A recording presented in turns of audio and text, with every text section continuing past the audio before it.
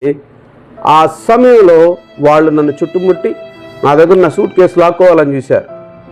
10 మంది పట్టపగల మధ్యాహ్నం 12:30 గంటలకి. అయితే ఇటు పక్కన ఒకళ్ళకి ఒకరిని కొట్టాను. ఇటుపక్క నుంచి ఇంకొక వ్యక్తి ఇంత పొడుగు కత్తి తీసి ఇక్కడ పొడిచాడు. నన్ను పొడిస్తే ఆ పేగులు మొత్తం కూడా బయటకు వచ్చేసి 2 పోట్లు పొడిచాడు. ఫస్ట్ పోటుకి ఏం తెలియలేదు. రెండో పోటుకి చూసుకుంటే నా పేగులు నేను చూసుకున్నాను, ఇలా బయటకు వచ్చేసి 2 పేగులు కట్ అయిపోయాయి. అప్పుడు మీరు స్పృహలోనే ఉన్నారు?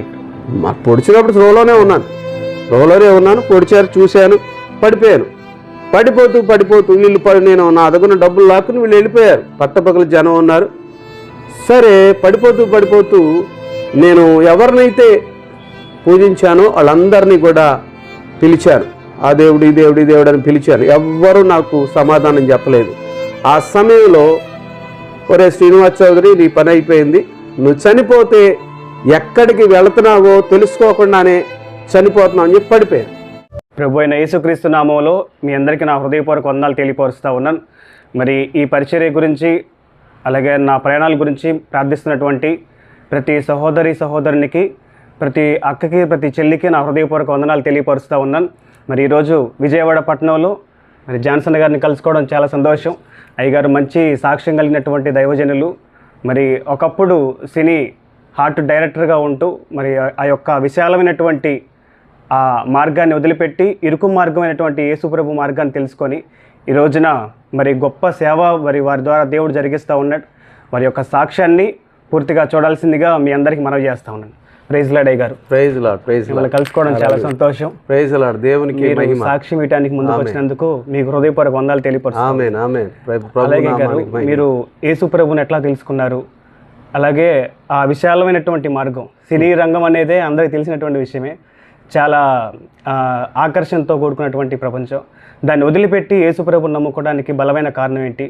యేసుప్రభు మిమ్మల్ని ఎట్లా దర్శించారు, ఏ విధంగా మార్చారు అనేటువంటి విషయాల్ని మాతో పంచుకోవాల్సిందిగా మీకు తెలియపరుస్తాను. తప్పకుండా బ్రదర్.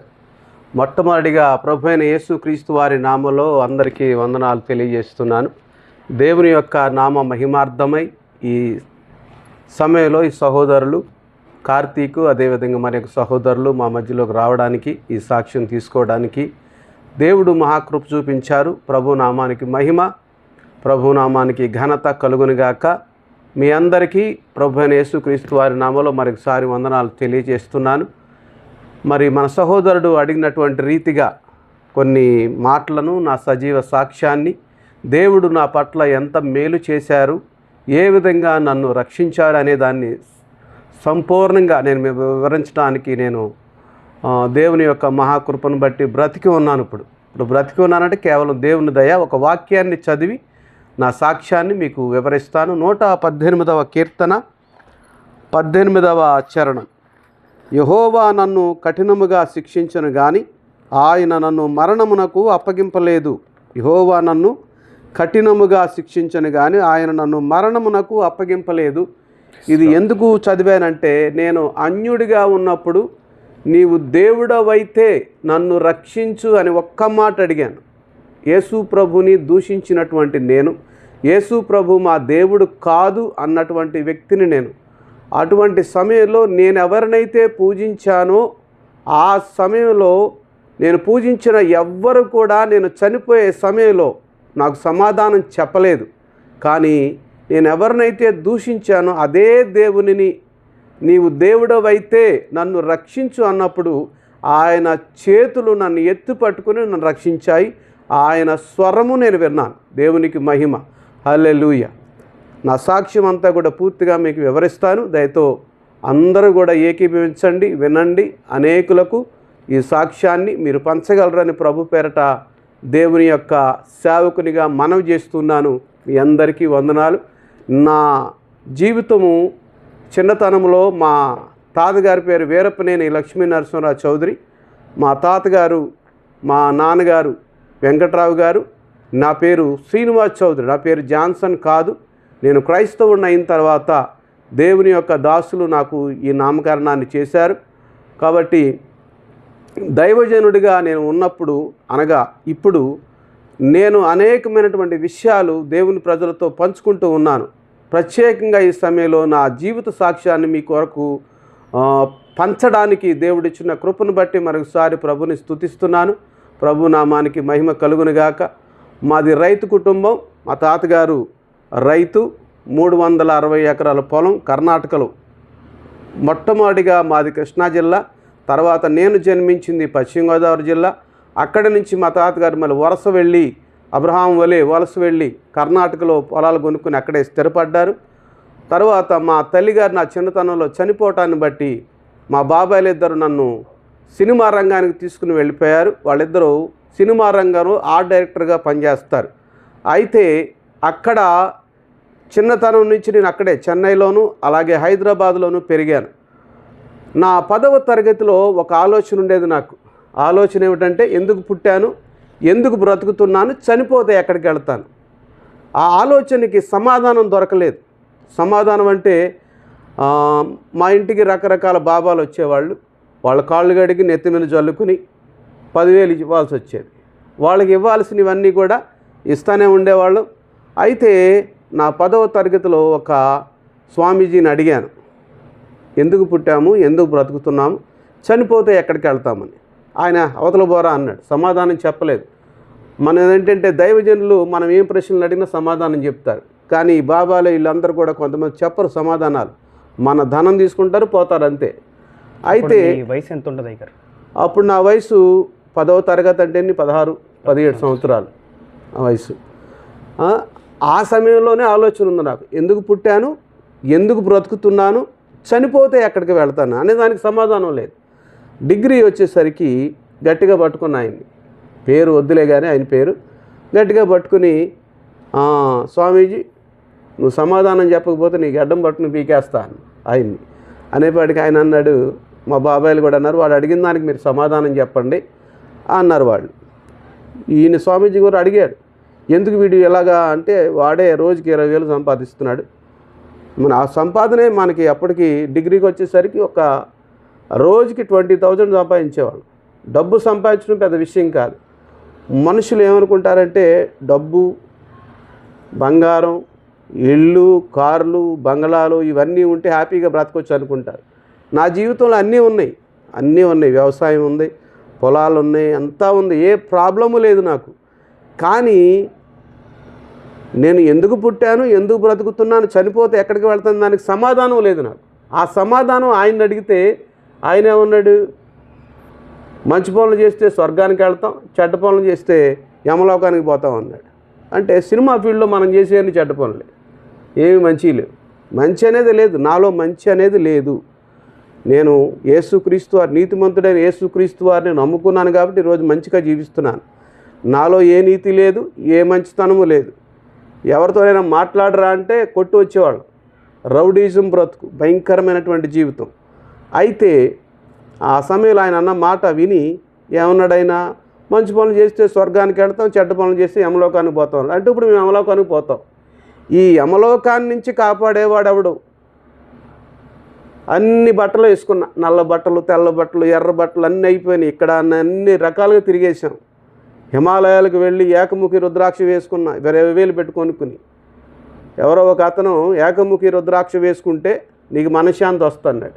మనశ్శాంతి లేదంటే అక్కడికి వెళ్ళి నేపాల్లో కాఠ్మండ్లో దిగి ఫ్లైట్లో అక్కడి నుంచి 170 కిలోమీటర్లు ప్రయాణం చేస్తే హిమాలయాలోస్ వస్తాయి. అక్కడికి వెళితే అఘోరా బాబాస్ అని ఉంటారు, వాళ్ళ దగ్గరికి వెళితే వాళ్ళు ఏమన్నారు, నువ్వు దేవుని బిడ్డ ఎక్కడి నుంచి వెళ్ళిపో అన్నారు వాళ్ళు. నేను దేవుని బిడ్డని, నేను క్రైస్తవుని కాదన్న. అంటే వాళ్ళు దురాత్మలు పట్టిన వాళ్ళకే నేను దేవుని బిడ్డని తెలిసిపోయింది. అంటే దేవుడు నన్ను చిన్నతనం నుంచి కాపాడుకుంటూ వచ్చాడు. అది ఇప్పుడు అర్థమవుతుంది నాకు. అయితే ఏకముఖి రుద్రాక్ష వేసుకున్నాను, రకరకాల భక్తులు చేశాము, 40 రోజులు భక్తులు చేశాము, నేళ్ల మీద పడుకుని ఒంటిపూట భోజనం చేసి రకరకాల భక్తులు చేసినా కూడా మనశ్శాంతి లభించలేదు. ఇలాగే నా జీవితం జరుగుతుంది. రాత్రుళ్ళు పడుకుంటే నిద్ర వచ్చేది కాదు, ఏం చేయాలో తెలిసేది కాదు. మా ఫ్రెండ్ ఒకడిని అడిగా నేను, రాత్రిపూట నిద్ర పట్టడం లేదు, ఏం చేద్దామంటే వాడు అన్నాడు, బార్కి వెళ్ళి ఫుల్గా తాగుదాం, నిద్ర వస్తా అన్నాడు. సరే అని ఆ రోజు బార్కి వెళ్ళాం, ఫుల్గా తాగాం, రాత్రంతా కూడా హ్యాపీగా నిద్రపోయాం ఆదమరిచి. తెల్లవారు లేస్తే మళ్ళీ ఇదే ఆలోచన, ఎందుకు పుట్టాను, ఎందుకు బ్రతుకుతున్నాను, చనిపోతే ఎక్కడికి వెళ్తాను. అలాగా మెల్లిగా త్రాగుడికి బానిసనైపోయాను, డ్రగ్స్కి బానిసనైపోయాను. గంజాయి, చరస్సు, అఫీము, ఏ డ్రగ్స్ దొరికితే ఆ డ్రగ్స్. సినిమా ఫీల్డ్లో దొరకని డ్రగ్స్ లేవు అప్పట్లోనే డ్రగ్స్ ఉన్నాయి, ఇప్పుడంటే డ్రగ్స్ అంటున్నారు. కానీ రోజుకి గంజాయి సిగరెట్ ప్యాకెట్లు లాగేవాడు, రోజు గంజాయి సిగరెట్లు లాగే. వరంగల్ నుంచి గంజాయి వచ్చేది మాకు, 555 ప్యాకెట్లో పెట్టి గంజాయి అమ్మేవాళ్ళు. అలాగా గంజాయికి అలవాటు పడ్డాం, రకరకాల మత్తు పదార్థాలకు అలవాటు పడి జీవితం అలాగే కొనసాగుతుంది. ఇక ఒక రోజున నన్ను చెన్నైలో అపోలో హాస్పిటల్కి తీసుకెళ్లారు మా బాబాయ్లు ఇద్దరు. వీడిలాగా పాడైపోతున్నాడంటే ఆ డాక్టర్ గారు అన్నారు, ఒకవేళ వీడు డ్రగ్స్ మానేస్తే చచ్చిపోతాడు. వీడి బాడీ మొత్తం, శరీరం మొత్తం కూడా ఆల్కహాల్ అయిపోయింది, డ్రగ్స్కి అలవాటు అయిపోయింది. వీడు ఏమాత్రం కూడా బ్రతికే ఛాన్స్ లేదు, వీడు జీవితాంతం కూడా డ్రగ్స్తోనే బ్రతకాలి, డ్రగ్స్ మానేస్తే చచ్చిపోతాడని చెప్పారు. ఆ విధంగా నేను కొనసాగుతూ ఉంది. ఒకరోజున చెన్నై నుంచి హైదరాబాద్ నుంచి చెన్నై వెళ్ళడానికి కొంత డబ్బు తీసుకుని నేను చెన్నై వెళుతున్నప్పుడు హైదరాబాదులో ఉన్నటువంటి ఆ ధూళిపేట అనే ఏరియాలో కొంతమంది రౌడీలు, నేను డబ్బు డ్రా చేసుకుని వెళ్తున్నాను, ఇంకొక వ్యక్తి, నేను ఇద్దరం ఒకేసారి డబ్బు డ్రా చేశాము. ఆ వ్యక్తి నిర్మాత, నేను మామూలు వ్యక్తిని. ఆ నిర్మాత నేనే అనుకుని వాళ్ళు నా వెనకాల పడ్డారు. ఇంతలా ఉండేవాడు నేను, ఈ బాడీ కాదు నాది. అందరూ బండోని ఎక్కిరించేవారు నన్ను. అయితే ఆ వ్యక్తులు నా వెనకాల పడ్డారు. కానీ నేను ట్రైన్లో ఏసీ కోచ్లో ఉన్నా, విజయవాడ వస్తున్నాను. విజయవాడలో దిగి వేరే వాళ్ళకి డబ్బులు ఇచ్చి అక్కడి నుంచి మళ్ళీ ట్రైన్ ఎక్కి నేను చెన్నై వెళ్ళాలి. ఈ సినిమా ఫీల్డ్కి సంబంధించినటువంటి సామాన్లు కొనుక్కోవడానికి చెన్నైలో చీప్ మాకు.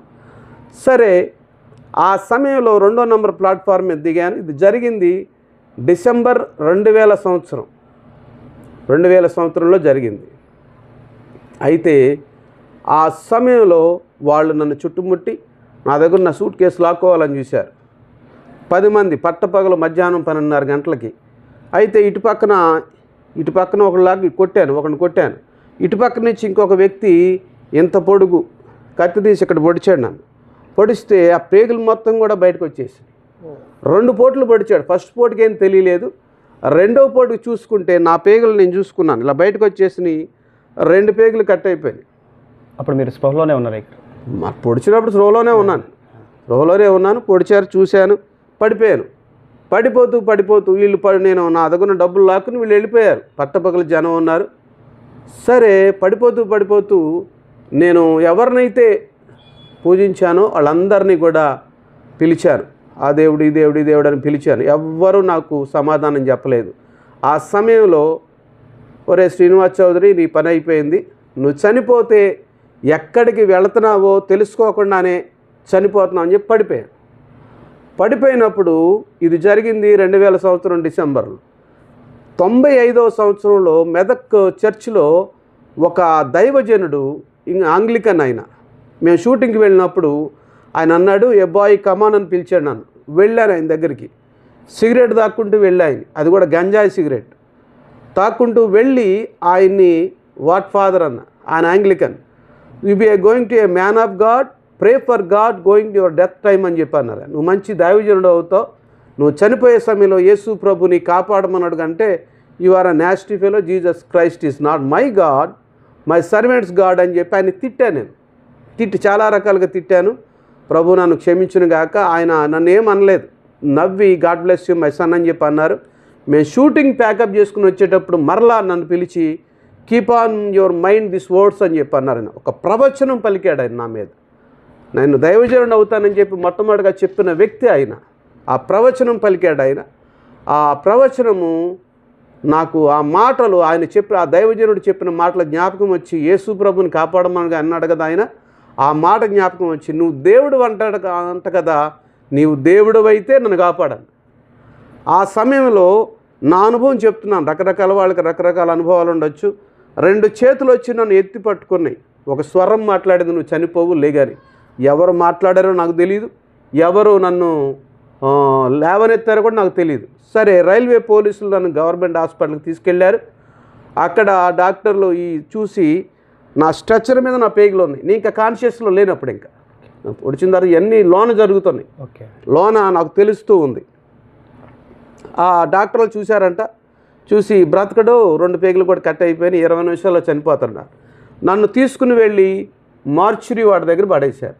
చనిపోతే లోన్ పడేస్తారు శవాల గది దగ్గర. ఆ సమయంలో కరుణ అనే అమ్మాయి నర్సింగ్ ట్రైనింగ్ చేస్తుంది అక్కడ. ఆ అమ్మాయి చూసి ఈయన మా రైతుల అబ్బాయి, రైతు ఆపరేషన్ చేయండి అని చెప్పి ఆ అమ్మాయి వెళ్ళి అడిగితే వాళ్ళు డాక్టర్లు అన్నారంట, ఏమాత్రం బ్రతికే ఛాన్స్ లేదన్నారంట. మీకు ఎంత డబ్బు కావాలని ఇస్తారండి, మా రైతుల అబ్బాయి అసలే డబ్బున్న వాళ్ళ అబ్బాయి అంటున్నా, వీడు చచ్చిపోతే వాళ్ళు వచ్చి మమ్మల్ని కొడతారు, అసలు ఛాన్స్ లేదని చెప్పి రిజెక్ట్ చేశారు. ఆ అమ్మాయి ఏం చేసింది, క్రిస్టియన్, షీఈ్ అ క్రిస్టియన్. ఆ అమ్మాయి వచ్చి ఏం చేసిందంటే నన్ను నా స్ట్రెచర్ తీసుకుని 25 మంది క్రిస్టియన్ నర్సులు నా స్ట్రెచర్ తీసుకుని వెళ్ళి పక్కన ఒక రూమ్ ఉంటే ఈ 25 మంది కలిసి 4:30 గంటలు ప్రార్థన చేశారు. 4:30 గంటలు ప్రార్థన చేశారు. ఈ 4:30 గంటలు కూడా నేను బ్రతికే ఉన్నా. 4:30 గంటల తర్వాత ఈ అమ్మాయి వెళ్ళి మరలా డాక్టర్ దగ్గరికి వెళ్ళి, అమ్మ డాక్టర్ గారండి బ్రతికే ఉన్నాడు మా రైతుల అబ్బాయి, చనిపోతాను, ఇంకా బ్రతికే ఉన్నాడని ఆశ్చర్యపోయి ఆ డాక్టర్ గారు వచ్చి చూసి నా నాడి చెక్ చేసి బ్రతికే ఉన్నాడు అని చెప్పి అప్పుడు 4.5 hours తర్వాత నన్ను తీసుకుని వెళ్ళి ఆపరేషన్ చేశారు. చేసిన తర్వాత నాకు 3 రోజులు కాన్షియస్లో లేను నేను. 3 రోజుల తర్వాత నాకు మెలకు వచ్చింది. మెలకు వచ్చిన తర్వాత ఏ డాక్టర్ గారు అయితే నేను చనిపోతానని చెప్పారో అదే డాక్టర్ గారు వచ్చి, నువ్వు చనిపోతావని నేనే చెప్పాను, వీళ్ళు చేసిన ప్రార్థన వల్ల నువ్వు బ్రతికావు, యేసు ప్రభువే నిజమైన దేవుడు అన్నాడు ఆయన. హల్లెలూయా, ప్రైజ్ ది లార్డ్. ప్రభు నామానికి మహిమ కలుగును గాక. డాక్టర్ క్రిస్టియన్ అండి? కాదు, హీఈస్ నాట్ క్రిస్టియన్. ఆయన ఒక బ్రాహ్మణ్. ఆయన పేర్లు వద్దులే కానీ కొంతమంది పేర్లు మనం మెన్షన్ చేయకూడదు, ఎందుకంటే వాళ్ళకి ప్రాబ్లం అవుతాయి. కాబట్టి ఆయన క్రిస్టియన్ కాదు, ఆయన వేరే బ్రాహ్మణ కుటుంబానికి చెందినటువంటి డాక్టర్ గారు. దేవుని కార్యాన్ని బట్టి వాళ్ళ నర్సులు వాళ్ళ విశ్వాసంతో చేసిన ప్రార్థన బట్టి ఆయన అన్నారు, ఈ నర్సులు చేసిన ప్రార్థన వల్ల నువ్వు బ్రతక, యేసు ప్రభువే నిజమైన దేవుడు అన్నాడు ఆయన. నాకు తెలుసు అన్న. నీకెలా తెలుసు అన్నాడు. నేను చనిపోయే సమయంలో నేను పూజించినటువంటి అందరిని అడిగాను, కానీ ఎవరూ నాకు సమాధానం చెప్పలేదు. ఇలా ఒక దైవజనుడు నాకు ఒక పాస్టర్ గారు 95వ సంవత్సరంలో ఒక మాట చెప్తే, యేసు ప్రభువుని నమ్ముకో, ఆయన్ను అడుగు అంటే నేను అడిగాను, నువ్వు దేవుడు అయితే నన్ను కాపాడన్నా, నువ్వు దేవుడివి నన్ను కాపాడనలా. అంటే మనిషి ఒక స్థితి ఎలా ఉంటుందంటే, ఎంత పల్లెటూరులో అంటారు మనిషికి పైచు అంట, పైచు లేకపోతే కొవ్వు, గర్వం, అహంకారం ఇవన్నీ కూడా ఉంటాయి. ఆ గర్వం అహంకారంతో అడిగినా కూడా యేసు ప్రభు కాపాడాడు నన్ను. నువ్వు దేవుడు అయితే నన్ను కాపాడను, నువ్వు దేవుడివి నన్ను కాపాడనలా. ఆ ముసలోడు చెప్పాడు, నువ్వు దేవుడు అయితే అన్నాను. ఆయన దేవుడు కాబట్టి నా ప్రార్థన విన్నాడు. ఆమేన్. ఆయన దేవుడు కాబట్టి నా ప్రార్థన నన్ను కాపాడాడు. అది ఏదో యేసయ్య ఏదో ఇంకోటి నేను క్రిస్టియన్ అయితే అది వేరే సంగతి. దేవునికి స్తోత్రం. హల్లెలూయా. ఆయన దేవుడు, ఆయన రక్షకుడు, ఆయన మనల్ని విమోచించడానికి తన ప్రాణాన్ని అప్పగించినటువంటి వాడు. కాబట్టి నా ప్రాణాన్ని కాపాడాడు. దేవునికి మహిమ కలుగును గాక. హల్లెలూయా.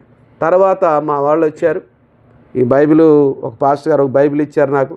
ఈ బైబిల్ చూసి మా వాళ్ళు తర్వాత ఆ అమ్మాయి ఒక బుక్ ఇచ్చింది నాకు, కరుణ యవనుడా లెమ్మని ఒక బుక్ ఇచ్చింది. ఆ బుక్ చదివితే అంతా నా గురించే రాయబడి ఉంది.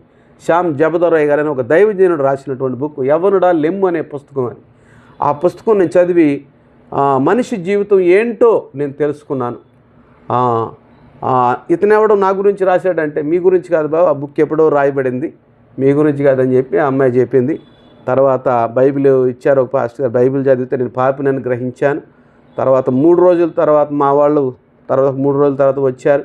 ఈ బైబిల్ ఇవన్నీ చూసి ఇక వాళ్ళ గురించి ఎందుకులే కానీ నువ్వు యేసు ప్రభువు నమ్ముకుంటే ఇదే అని చెప్పేసి వదిలేసి వెళ్ళిపోయారు. ఆ అమ్మాయిని కొట్టినా కూడా ఆ అమ్మాయి ఏం మాట్లాడలే. క్రీస్తు ప్రేమ ఆ అమ్మాయి చూపించింది, ఏం మాట్లాడలేదు. అమ్మాయి కొట్టారు, తర్వాత వాళ్ళు వెళ్ళిపోయారు, హాస్పిటల్ బెడ్ మీద వదిలేసి వెళ్ళిపోయారు.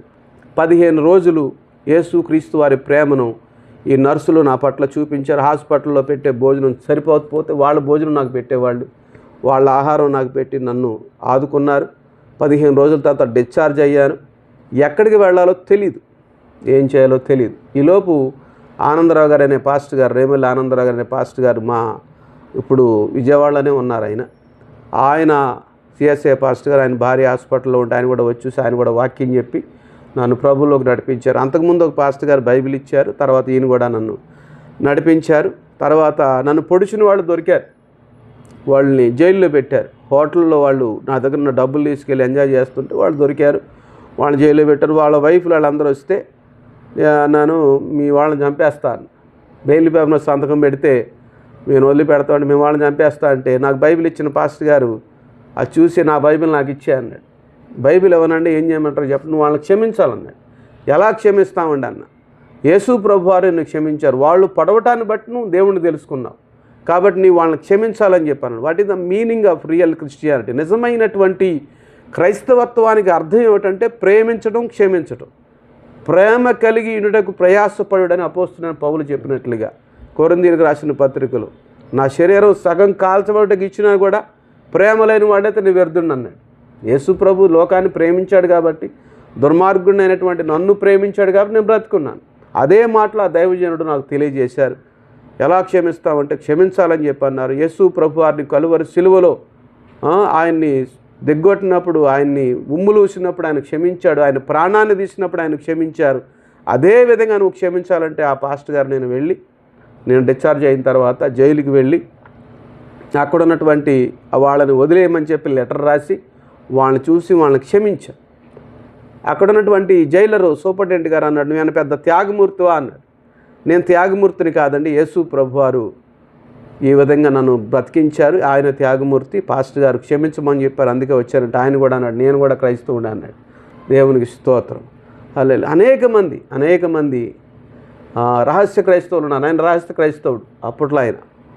అయితే క్షమించి వచ్చిన తర్వాత నా పరిస్థితి ఏంటి, ఎక్కడికి వెళ్ళాలో తెలియదు నాకు. మా వాళ్ళ దగ్గరికి వెళితే చేర్చుకోలేదు.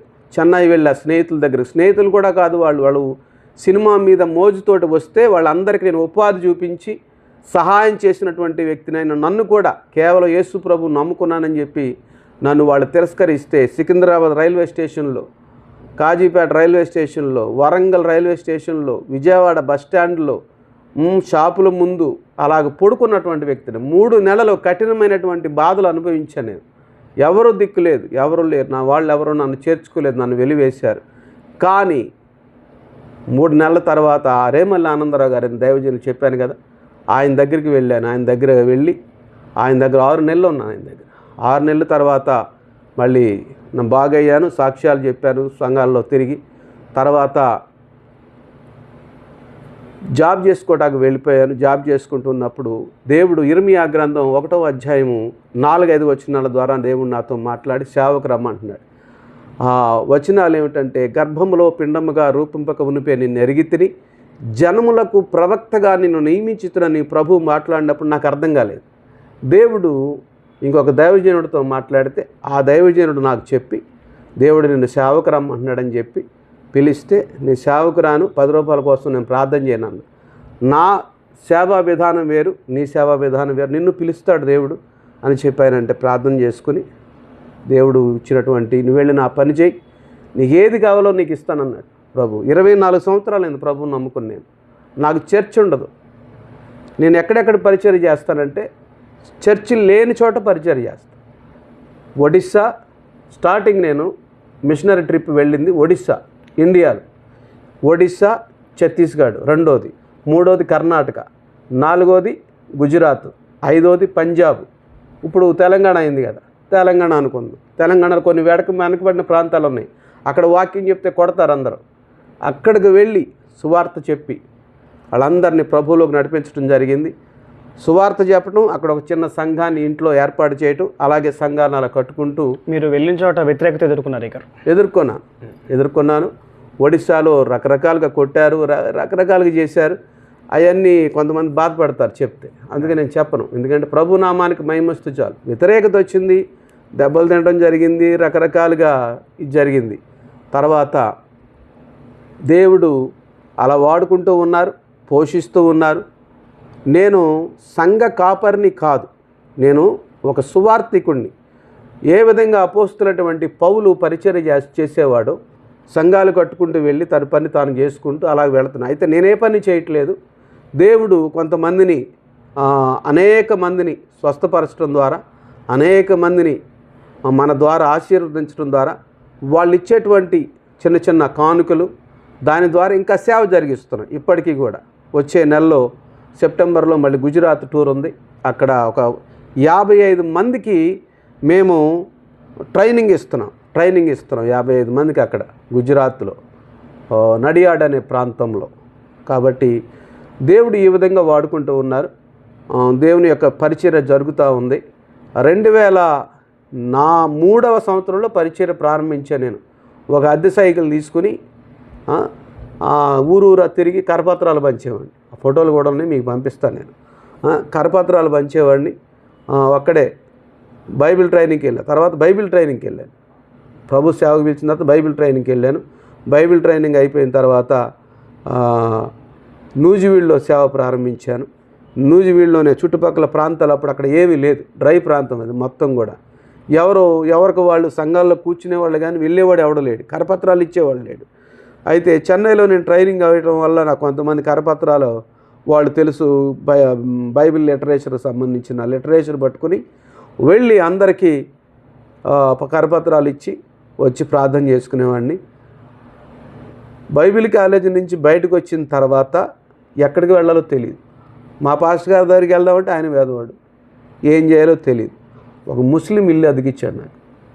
అద్దె కూడా కాదు, మా పాస్టర్ గారు ఏమో 50 రూపాయలు జేబులో పెట్టి సేవ చేసుకోపోరా అన్నాడు. వచ్చేసాము. అది కూడా కాదు, అలాగే ఆయన ఇల్లు ఇచ్చాడు. ఆయన 2 బిడ్డలు మార్చబడ్డారు. వాళ్ళిద్దరూ వ్యసనాలకు బానిస అయిపోయారు. వాళ్ళిద్దరు బిడ్డలు మార్చబడ్డారు. అలాగే పరిచర్య జరుగుతూ ఉంది. ఇప్పటి వరకు 2004వ సంవత్సరంలో నాకు వివాహం అయింది. ఈ మా ప్రభువు నాకు ప్రతి క్షణం తోడుగా ఉన్నాడు. ఏ క్షణం కూడా నేను ఉపవాసం ఉండి ప్రార్థన చేస్తే తప్ప ఏనాడు నన్ను ఆకలితో ఉంచలేదు. నేను ఫుట్పాత్ మీద ఉన్నప్పుడు కూడా ఎవడో ఒకడు భోజనం పెట్టు ఆకలేసేది, ఇచ్చినప్పుడు తినేవాడిని. గాయాలు ఏమీ లేవు, అందరూ వదిలేశారు. అయినా కూడా నేను ప్రభువుని ఏమాత్రం కూడా దూషించలేదు. నాకు ఇన్ని కష్టాలు వచ్చినాయి అంటే అని కూడా కంప్లైంట్ కూడా చేయలే నేను. చాలామంది మాయదారి దేవుడు, ఈ దేవుడిని నమ్ముకోగానే మాకు కష్టాలు మొదలైనవి అంటారు. యేసుక్రీస్తుకే కష్టాలు వచ్చినాయి. యేసుక్రీస్తు శిష్యులే భయంకరమైనటువంటి కష్టాలు అనుభవించారు. ఆ కష్టాల్లో నుంచి లేపుతాడు దేవుడు. ఈ రోజున నేను ఊరికనే ఇక్కడ కూర్చోలేదు, ఈ విధంగా లేను. దేవుడు నన్ను నిలవబెట్టాడు. నేను నిలవబడలేదు, నేను నిలబడ్డాను. నేను అన్నిటినీ వదిలేశానని చెప్పను. నా కోసం యేసు ప్రభువారు అన్నీ వదిలిపెట్టారు ప్రాణంతో సహా. కాబట్టి ఆయన దయ వలన నేనేమై ఉన్నానో ఆయన దయ వలన అయి ఉన్నాను. ఈ రోజున ఆయన కృప వలన అయి ఉన్నాను. ఆయన నామానికి మహిమ కలుగును గాక. ఓకే గారు, మీ గత జీవితాన్ని కొంత పరిశీలిస్తే సినిమా ఇండస్ట్రీలో ఎన్ని సంవత్సరాలు ఉన్నారు?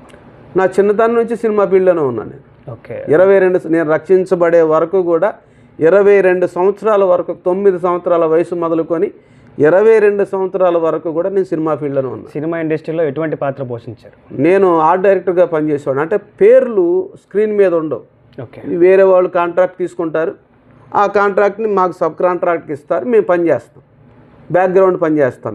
మా పేర్లు తెరల మీద రావు. మేము ఇది ఓపెన్గా అందరికీ తెలియదు మేము.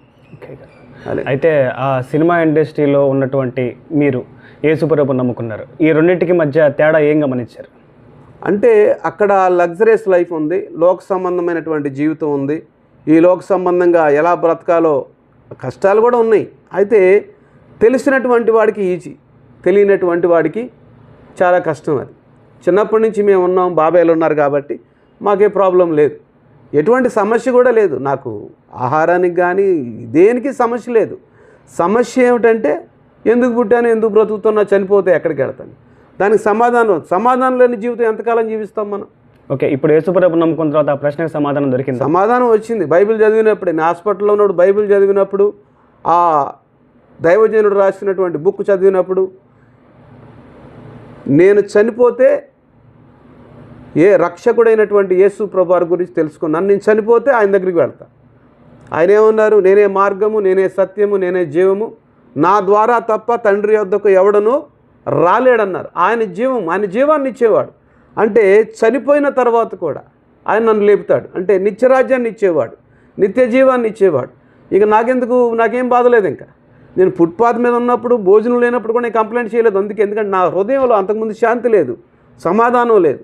నేను అఘోరాజ్ దగ్గరికి వెళ్ళని చెప్పాను కదా, వాళ్ళని అడిగాడు, బాబా మీరు జిందగీ మే శాంతి నీయే, శాంతి के लिए मैं क्या करूं అంటే मैं पैर से एक लात मारूंगा बेटा सर का ऊपर तेरे को శాంతి మిలేగా అనేవాడు. అంటే బాబా నా జీవితంలో శాంతి లేదంటే నేను నా కాలుతో నీ తల మీద దొంతాను, నీకు శాంతి వస్తుంది అనేవాడు. ఎన్నోసార్లు దండించుకున్నా, శాంతి లేదు. ఒక్కసారి నేను ఆపదలో ఉన్నప్పుడు ఈ బైబిల్ గ్రంథాన్ని చదివినప్పుడు శాంతిని మీకు అనుగ్రహిస్తున్నాను, నా శాంతిని మీకు అనుగ్రహిస్తున్నాను, లోకం ఇచ్చినట్లుగా కాదు అని యేసు ప్రభువారు చెప్పారు యోహాను సువార్తలో. ఆ మాటలు చదివినప్పుడు నాకు శాంతి వచ్చేసింది. అంతకుముందు డ్రగ్స్ సేవించాను, ఆల్కహాల్ సేవించాను, రకరకాల మత్తు పదార్థాలు సేవించాను, శాంతి లేదు, నిద్ర పట్టేది కాదు. ఇప్పుడు హాయిగా నిద్రపోదు.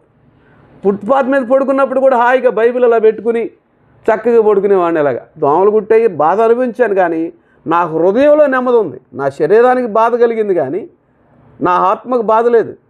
అంతకుముందు ఏసీ రూమ్లో పడుకున్నా నా శరీరానికి సుఖం ఉంది కానీ నా ఆత్మకు సుఖం లేదు. అర్థమైందా? ఒకడు సర్వలోకమును సంపాదించుకొని తన ప్రాణం పోగొట్టుకుంటే వానికి ఏమి లాభం అని బైబిల్ గ్రంథం స్పష్టంగా తెలియజేస్తుంది.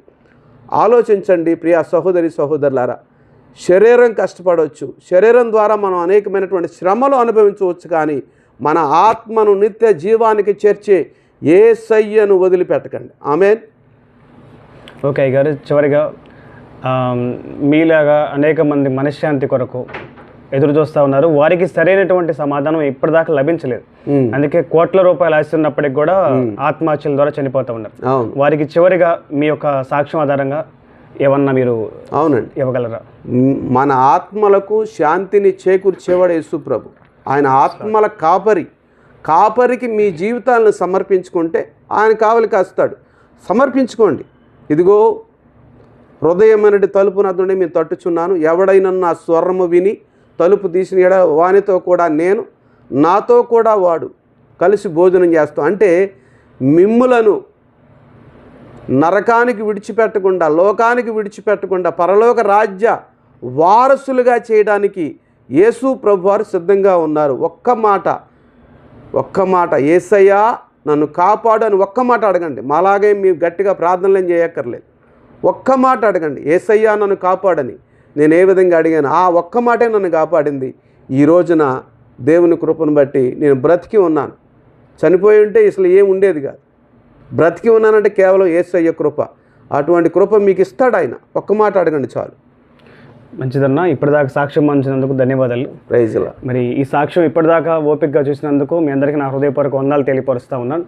ఈ యొక్క శక్తివంతమైనటువంటి సాక్ష్యం అనేక మందికి చేరవేయాలంటే ఒక చిన్న లైక్ చేయండి. లైక్ చేయడం ద్వారా అనేక వేల మందికి ఈ సాక్ష్యం రీచ్ అవుతుంది కనుక మరి చూస్తున్నటువంటి వీక్షకులు మనం మేలుబంధం ఈ సాక్ష్యం ద్వారా అనేక విషయాలు నేర్చుకున్నాం.